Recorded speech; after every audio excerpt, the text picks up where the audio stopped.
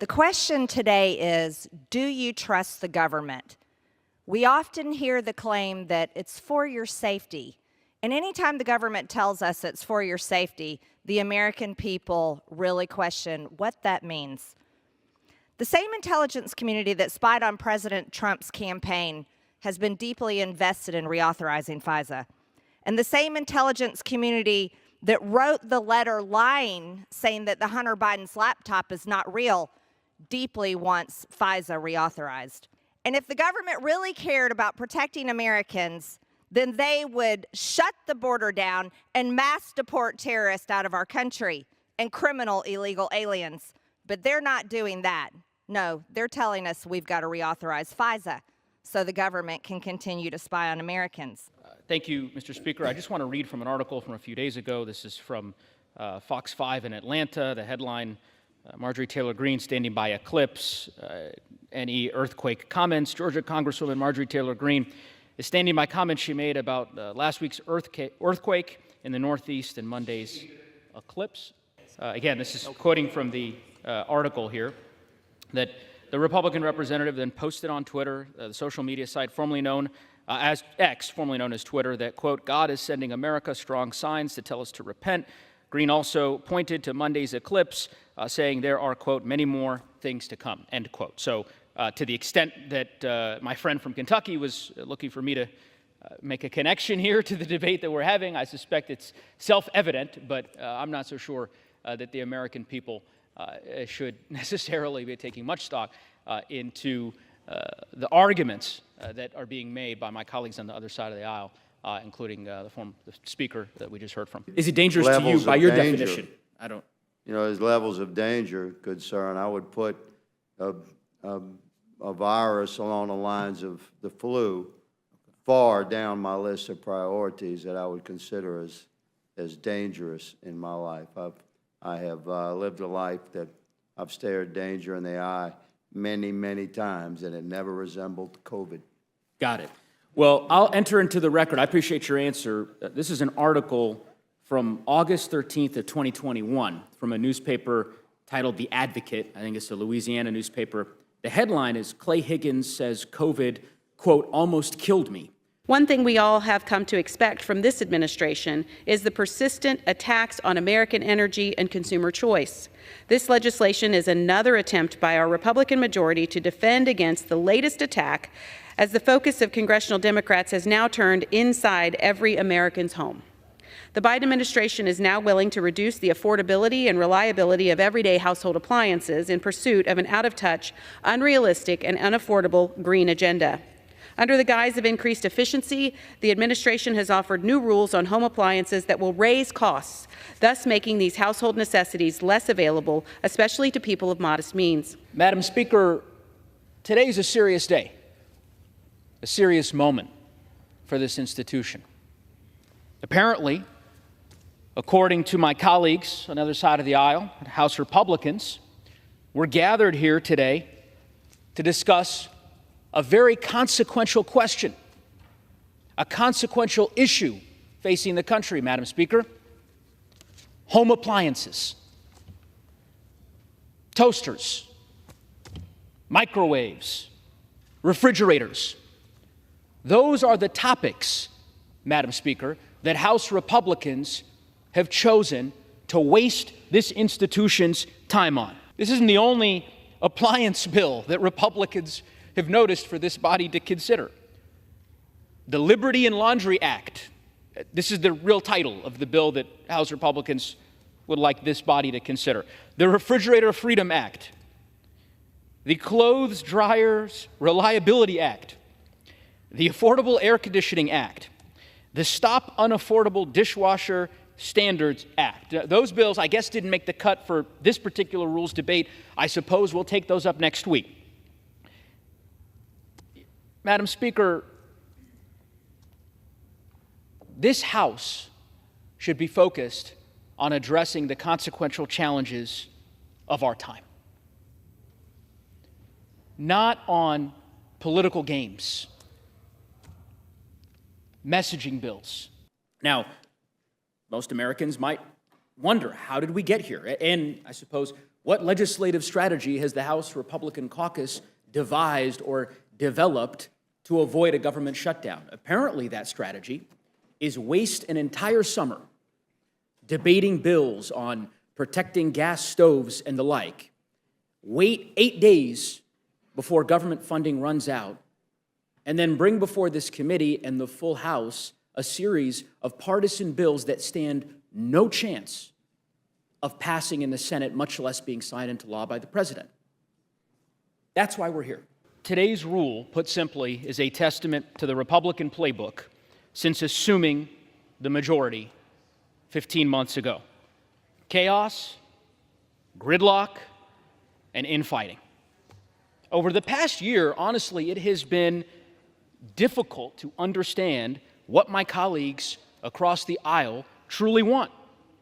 At the beginning of this Congress, the other side of the aisle voted for a House rules package that they promised would entail an open rules process for amendments. Yet this Congress is on pace to have more closed rules than any Congress in the last 100 years, over a century. A minority of House Republicans now dictate what proposals will even have a chance to be considered in this chamber, to stand in the marketplace of ideas that our colleagues claim to love so dearly. Our colleagues across the other side of the aisle reject compromises at every turn, Mr. Speaker. My Republican colleagues rejected a bipartisan immigration deal that came out of the Senate before even reading the bill text. The bill passed with 70 votes, Mr. Speaker, 70 votes in the United States Senate. Our allies around the world have literally been left stranded. And House Republicans won't even bring the bill up for an up or down vote. Instead, their top priority, the Refrigerator Freedom Act. Refrigerator Freedom Act, Mr. Speaker. The American people deserve better. They expect better. Enough of the political stunts, enough of the infighting. Let's get back to work, Mr. Speaker. I urge my colleagues to oppose the previous question and the rule, and I yield back the balance of my time. I thank the chairman. I thank the members for your testimony, and I'll be brief. I have one question actually on one of the amendments that was submitted, and then we could perhaps talk a bit about the broader issues that the ranking member was articulating, and that was from Mr. Higgins. And I don't necessarily disagree with your amendment. I think the committee will consider it. I just wonder, you're not suggesting, by virtue of submitting your amendment, that COVID-19 isn't dangerous or serious, and you agree that it's dangerous? That's not the nature of my amendment. Are you questioning me about the details of my amendment or my opinions about COVID? The latter. I guess what I'm suggesting, just in the event, as I said, I don't necessarily disagree with your amendment. I'm just asking a question as to whether or not you believe, I suppose it's the latter question that you just posed back, whether you think COVID-19 is serious or dangerous. I believe that perhaps the gentleman's definition of danger might be quite different from mine. Okay. So is that a no? Or I'm trying to understand. Well, there obviously is it dangerous to you by your definition? I don't. You know, there's levels of danger, good sir, and I would put a virus along the lines of the flu far down my list of priorities that I would consider as dangerous. And there's a paragraph here, I'll quote from it, just so that we're clear. It says, regarding COVID-19, Higgins, Representative Higgins, of course, told the audience of several dozen residents at the event organized by the African American Chamber of Commerce that the disease, quote, almost killed me, end quote. Quote, there was a day there when I wasn't sure y'all were going to have to tolerate me much longer, end quote, he said. Quote, my wife, my son, and I got COVID about a month ago, the Delta variant, and I've never been knocked down that hard in my life. I'm fully recovered now. My suits fit better, end quote. So that is an accurate assessment of yes, sir. I faced death's door from the Delta variant of COVID, and I remain very heavily inoculated, having gained natural immunity and lived through that experience, because I'm a healthy American and I remain unvaccinated by the experimental vaccine, which I'm sure you got. Good luck with that. But yeah, I battled COVID a couple of times. One time brought me to death's door, but here I am. Well, I'm glad you're healthy, Mr. Higgins. And again, I was just asking a question. I think most people with that headline would come away with the impression that it's dangerous if they said it almost killed me. But anyway, of all the challenges facing the country, of all of the issues facing our community, apparently their top priority is the so-called Hands-Off Home Appliances Act. Madam Speaker, you may recall that Republicans noticed a Rules Committee meeting on this very same bill just a few weeks ago. That bill was then hastily removed. We assumed, because our colleagues on the other side of the aisle were essentially shamed into pulling it from the agenda.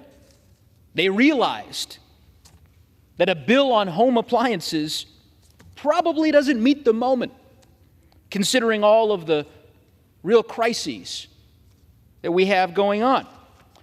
But apparently that shame only lasted for a few weeks, because today's legislation, Hands-Off Home Appliances Act, is back apparently for round 2. And just to be clear, Madam Speaker, I know you're aware of this. This is a package deal.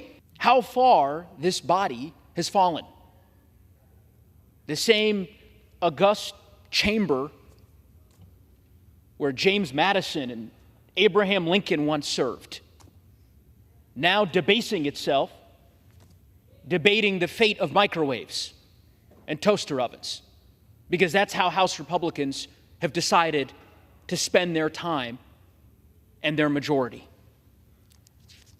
My colleagues, regrettably, unfortunately, are out of touch with the priorities of the American people. The American people expect, rightfully so, for this chamber to address the issues that they care about, not waste time on nonsense bills.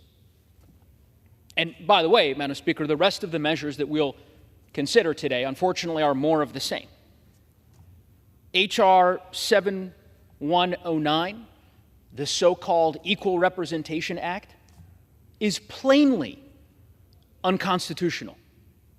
Any plain reading of the Constitution in the 14th Amendment makes clear that this bill is unconstitutional.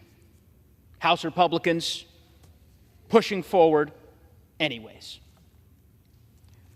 Another bill that we're considering today, yet another CRA, this time on apparently a bulletin that was issued by the Securities and Exchange Commission. I have lost count of how many days we've wasted in the last 17 months considering CRAs. Every week, another CRA submitted by our colleagues on the other side of the aisle. One would have hoped, Mr. Speaker, that House Republicans would have learned their lesson a year ago after wasting our time on CRAs for the lesser prairie chicken and the northern long-eared bat, that perhaps this House could focus its attention on more substantive matters. Unfortunately, that has not been the case. Finally, Mr. Speaker, the last bill that this body will consider this week, the Mining Regulatory Clarity Act. Of course, this bill is, I know, familiar to you, Mr. Speaker. It is to me, because we voted on a rule about this particular bill 7 days ago. Why is it back before us a week later? I'll tell you why. Republican leadership has lost control of the Rules Committee. They lost control months ago. Now they often lack a procedural majority here on the House floor. Last week, our colleague, Representative Ledger Fernandez, introduced a motion to recommit. The motion to recommit was very simple. It pointed out the fact that the Republicans' mining bill would allow foreign adversarial nations to mine American land for free. What happened to that motion to recommit? It passed. 6 Republicans joined every Democrat in supporting that motion to recommit.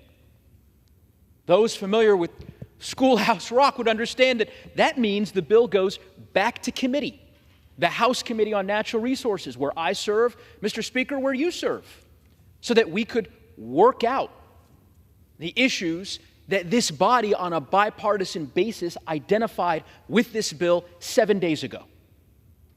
Instead, House Republicans have brought the very same bill back to this body for its consideration without going to the Natural Resources Committee.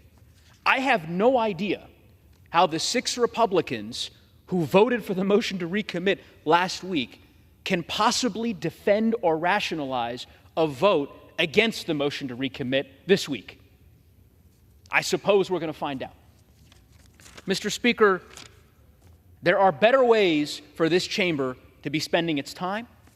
I'd implore the Speaker, I'd implore my colleagues on the other side of the aisle, let's get serious.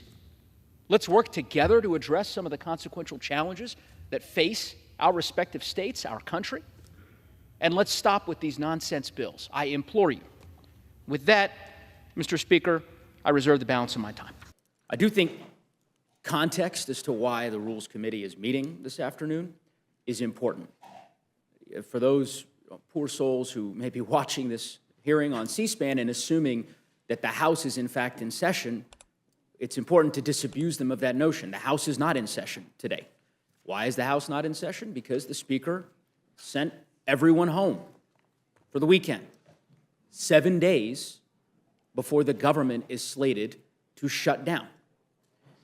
I'll seek unanimous consent a little bit later in my remarks to enter into the record an article from Politico this morning. I was reading the headline, "More House rule votes have failed this week than in the past 2 decades." Just think about that. More House rules have failed in the last 5 days than in the last 20 years in the House of Representatives. That is House Republican control. Dysfunction. I do think the American people deserve answers as to why the Republican caucus has decided to engineer a government shutdown. And so, Mr. Joyce, Chairman Joyce, and I know you to be a reasonable member, and certainly by reputation, and you have a great working relationship, I understand, with my colleague from Texas, Mr. Cuellar, your ranking member on your subcommittee. Well, let me take a step back. I take it you would describe the situation on our southern border as urgent? Yes. Yeah. And I don't think you'd be alone in that view. When did the Homeland Security Subcommittee hold hearings on this bill that we're considering today? My understanding is you held a lot of hearings. Right, and I believe we passed it in the full committee in July. You passed it, would June 21st of this year sound about right?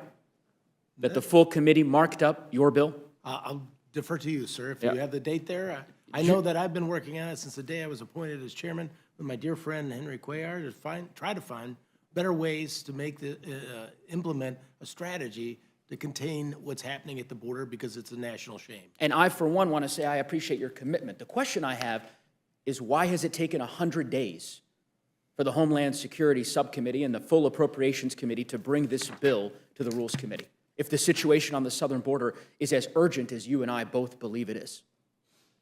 Well, I certainly agree that if I was, running this place, I'd prioritize things perhaps in a different way, but Aren't you running the place? Who is in charge? Well, Do I talk to the Republican whip? Do I talk to Speaker McCarthy? Who do I ask this question of? Well, the appropriations process normally takes place we have our field hearings throughout the first 6 months of the year. Sure. July, generally, as we have processed 10 of our 12 bills. The other 2 should get done shortly. You did your work. June 21st, you marked up the bill. June 21st was 100 days ago. Correct. All I'm trying to ask is, what happened in this intervening 100 days? Why didn't we take up this bill last month? Or maybe in July?